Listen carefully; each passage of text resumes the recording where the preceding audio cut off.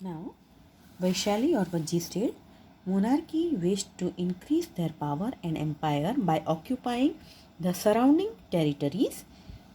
Seeing this, Lichavis, Vajji, Gyatuk, Videsh, Shakya, Mall, etc., 8 or 9 tribes who established the union state for their protection was known as Vajji state.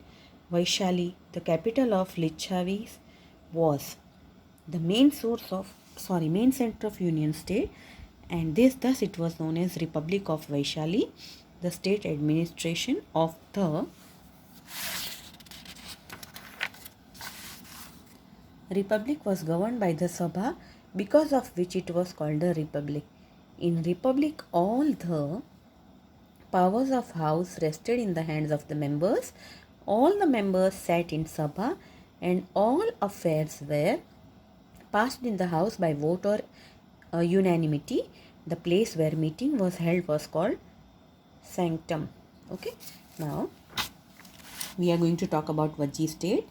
Vaishali और Vajji state monarchy अपना power means राजा अपना power बढ़ाना चाहते थे और अपने आसपास के एरिया भी कवर करना चाहते थे। ये देखकर लिच्छावीज, वज्जी, ज्ञातुक, विदे ये सब ने 8 और 9 ट्राइब्स थे, उन्होंने साथ में एक स्टेट बनाया जिसको यूनियन स्टेट, और अपने आप को बचाने के लिए और दूसरे लोगों का अटैक रोकने के लिए, और उसका नाम दिया गया वज्जी स्टेट। और वैशाली जो उनका कैपिटल था लिच्छावीस का, वो मेन सेंटर बना यूनियन स्टेट का, और उसका रिपब्लिक ऑफ वैशाली नाम दिया गया। जो स्टेट का एडमिनिस्ट्रेशन था वो रिपब्लिक सभा रखते थे और उसमें डिसाइड करते थे कि कैसे काम करना है, and because of which it was called the Republic. और रिपब्लिक में जो पावर्स होते थे वो अलग अलग मेंबर्स के हाथ में होते थे, और सारे मेंबर्स सभा में साथ में बैठते थे और पूरा डिस्कस करते थे कि क्या करना है, कैसे करना है, और फिर वोट करके सब साथ में बैठ के डिसाइड करके जो चीज़ अच्छी है वही वो लोग फ़ायदे में है वो करते थे। और जो मीटिंग के लिए जो प्लेस रखी थी उसको सैंक्टम बोला जाता था। The elderly as well as youth were selected as the members of the state assembly. The Republicans elected their president for state administration, who was chosen by elections. In the republic, each member was considered as the king. Republics had their own councils in which many important issues like administration, defense, war, treaty, etc. were discussed and then decided. Any member could enjoy membership for a fixed time only. An executive committee assisted the president of the republic in the administration of the state. क्या होता था कि जो elderly member, the elderly और उस youth दोनों साथ में मिलके सिलेक्ट होते थे और वो लोग स्टेट का काम संभालते थे। ऐसा ही नहीं कि बड़े एज वाले ही, यंग भी थे। रिपब्लिक्स जो लोग थे वो प्रेसिडेंट को इलेक्ट करते थे स्टेट एडमिनिस्ट्रेशन के लिए, और फिर इलेक्शन के द्वारा इलेक्ट करते थे, और हर एक मेंबर को राजा गिना जाता था, और वो अपना अलग अलग काउंसिल्स, अलग अलग मंत्री वगैरह रख के सब इम्पॉर्टेंट इश्यूज़ जैसे कि एडमिनिस्ट्रेशन काम कैसे करना है, वो डिफेंस यानी लड़ाई पे जाना है तो क्या करना है, लड़ाई हो रही है तो क्या करना है, एरिया कवर करने, वो सब बातें वो लोग डिस्कस करके और हर एक को रूल काम करते थे। और हर एक मेंबर का फिक्स टाइम के लिए, ऐसा नहीं कि एक बार बन गए मंत्री के कुछ तो हमेशा वही रहेंगे, इट विल बी चेंज, फिर दूसरे टाइम पे फिर से इलेक्शन करके इलेक्ट करते थे। और एक एग्जीक्यूटिव कमेटी भी रखते थे जो प्रेसिडेंट को असिस्ट करती थी पूरा एडमिनिस्ट्रेशन के लिए। Now think, can the republics of ancient India be represented as democratic state? That will be writing in the notebook later on. Social life and state administration of republic states. According to archaeologists, people of this time lived in simple houses. They were associated with pastoral activities.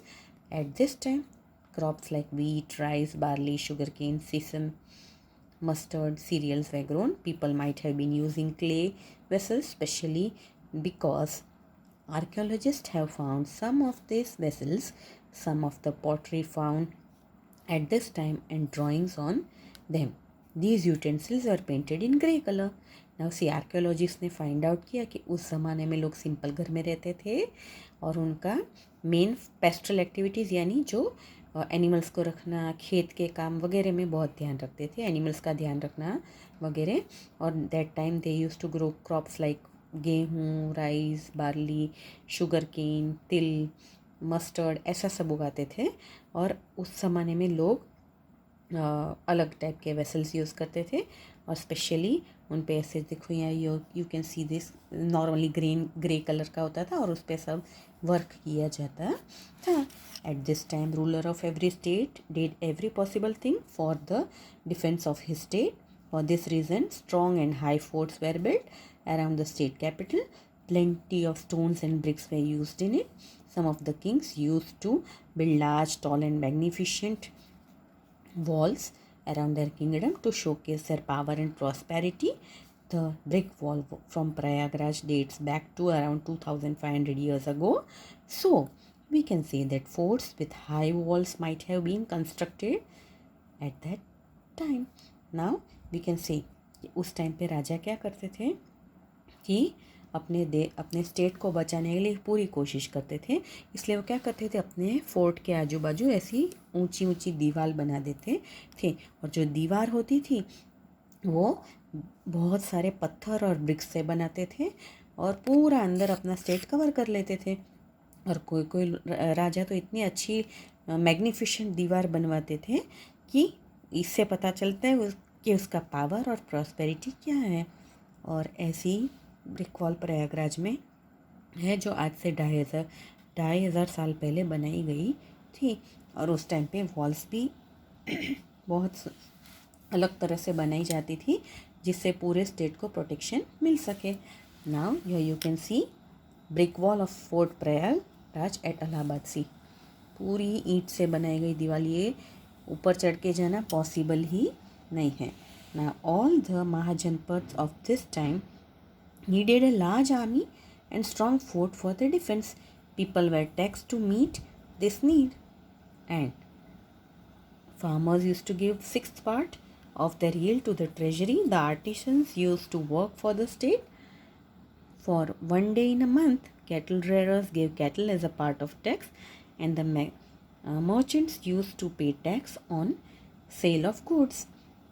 अब क्या होता था, कोई भी state चलाने के लिए पैसे तो चाहिए ही, तो महाजनपद उस टाइम पे क्या करते थे, उनका बहुत बड़ा आर्मी रहता था और पूरे फोर्ट को प्रोटेक्ट करते थे। और लोग खर्चा निपटा देना तो पड़ेगा, तो वो लोग क्या करते थे कि फार्मर जो अपने खेत में जितना भी अनाज उगता था उसका 6 पार्ट वो देते थे। आर्टिसंस यानी जो दूसरे काम करते हैं, क्ले वेसल्स बनाना के वुडन चीज़ें बनाना, वो सब भी एक दिन मुफ्त में स्टेट के लिए काम करते थे। और कैटल रेडर्स थे वो भी टैक्स भरते थे। इस तरह से वो क्या देते थे टैक्स में, कैटल देते थे। और मर्चेंट्स थे वो भी टैक्स भरते थे। During the period of mahajanapada agriculture started to improve due to iron tools. और महाजनपद में आयरन टूल्स बन गए थे, इसकी वजह से एग्रीकल्चर स्टार्ट हो चुका था। Now know this, Mahavir Swami and Gautam Buddha both wandered in this republic as pedestrians. Buddhist and Jain scriptures give us information about the republics. Since Mahatma Buddha was born during the era of republic, the era is also known as Buddhist era. And at other places in the world, the way in which the cities of Sparta, Athens, Rome, Greece are described as a democratic state, in the same way republics of ancient India can be represented as democratic states. उस time पे महावीर स्वामी और गौतम बुद्ध हर जगह चलते चलते जाते थे, इसलिए। और जैन स्क्रिप्चर्स में भी इंफॉर्मेशन हमको दी गई है। और महात्मा बुद्ध का जन्म रिपब्लिक एरा में हुआ था, इसलिए उसको बुद्धिस्ट एरा भी कहा जाता है। So children, with this we have completed lesson number 4. Now writing part will be doing later on.